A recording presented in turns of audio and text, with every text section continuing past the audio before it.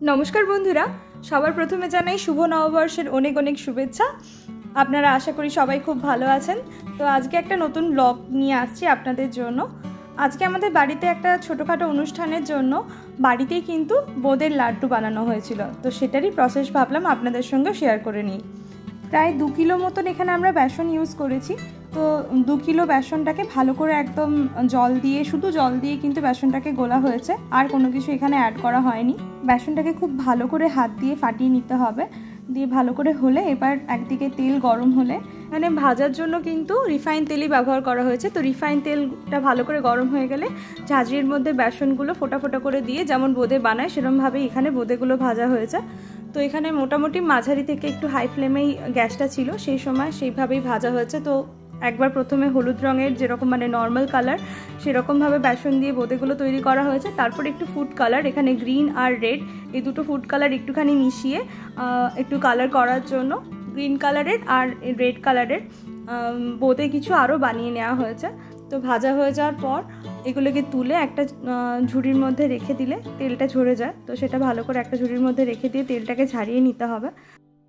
সব বোঁদেগুলো ভাজা হয়ে যাওয়ার পরে এত সুন্দর লাগছিল দেখতে, মানে সবুজ, হলুদ এবং পিঙ্ক কালার, মানে রেডটা পিঙ্ক কালারই হয়ে গেছিলো ভাজার পরে।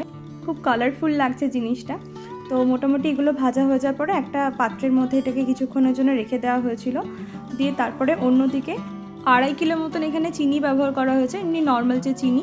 তো এখানে 2.5 কিলো মতন চিনি একটা বড় কড়াইয়ের মধ্যে নিয়ে তার মধ্যে প্রায় 750 থেকে 1 লিটারের কাছাকাছি জল দিয়ে ওইটাকে ভালো করে চিনিটাকে পাক করে নেওয়া হয়েছে। একটু সময় ধরে চিনিটা গলে যাওয়া পর্যন্ত অপেক্ষা করে যখন দেখবেন চিনিটা খুব সুন্দরভাবে গলে গেছে এবং সুন্দরভাবে আস্তে আস্তে করে চিনিটাতে ফুট ধরতে শুরু করেছে, তখন এবার আস্তে আস্তে গ্যাসটার ফ্লেমটা কিন্তু কমিয়ে দিতে হবে। আর এইভাবে যেভাবে কাকু ঠিক ছান্তার সাহায্যে চিনির ওপরে যে সাদা সাদা স্তরগুলো পড়ে যায় সেগুলোকে যেমন করে সরিয়ে দিচ্ছে, এভাবে সরিয়ে দেওয়াটাও খুব দরকার।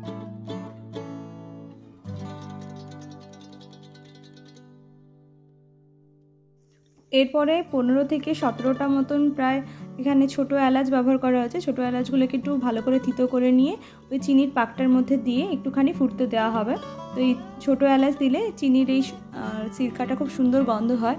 তো আরেকটা দিকে একটুখানি জল আর একটুখানি ফুড কালার মিশিয়ে রাখা হয়েছে শুধুমাত্র চিনির কালারটা চেঞ্জ করার জন্য। এটা অপশনাল, চাইলে ইউজ করতে পারেন, আদারওয়াইজ নাও দিতে পারেন। তো এখানে ওই চিনির পাকটার সঙ্গে এবার ওই কালারটা মিশিয়ে দেওয়া হয়েছে। একটুখানি নেড়ে চেড়ে এবার আগে থেকে ভেজে রাখা যে বোঁদেগুলো ছিল সেটা সবটাই এখানে ভালো করে এই চিনির পাকের মধ্যে দিয়ে দেওয়া হয়েছে। দিয়ে এবার আস্তে আস্তে করে ছান্তার সাহায্যে বা খুন্তির সাহায্যে হালকা হালকা করে রসের সঙ্গে সব বোঁদেগুলো মাখিয়ে নেওয়া হচ্ছে। দিয়ে এই অবস্থায় কিছুক্ষণ রেখে দেওয়া হয়েছে, ঠান্ডা হওয়ার অপেক্ষা করা হয়েছে কিছুক্ষণ। দিয়ে তারপরে এবার হাতের সাহায্যে কাকু সুন্দরভাবে এরকম বড় বড় লাড্ডু বানিয়ে নিচ্ছে। এই লাড্ডুগুলো সত্যি এত টেস্টি হয়েছিল খেতে। তো নববর্ষে তো সবাই মোটামুটি মিষ্টি খাই, আর বাঙালি মানে তো মিষ্টি খুব প্রিয় হবেই। তো তবে বাড়িতে বানানো এই বোঁদের লাড্ডুর স্বাদ সত্যিকারের অতুলনীয় হয়।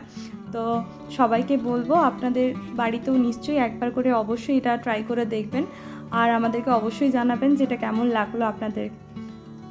অনেক অনেক ধন্যবাদ, সবাই ভালো থাকবেন।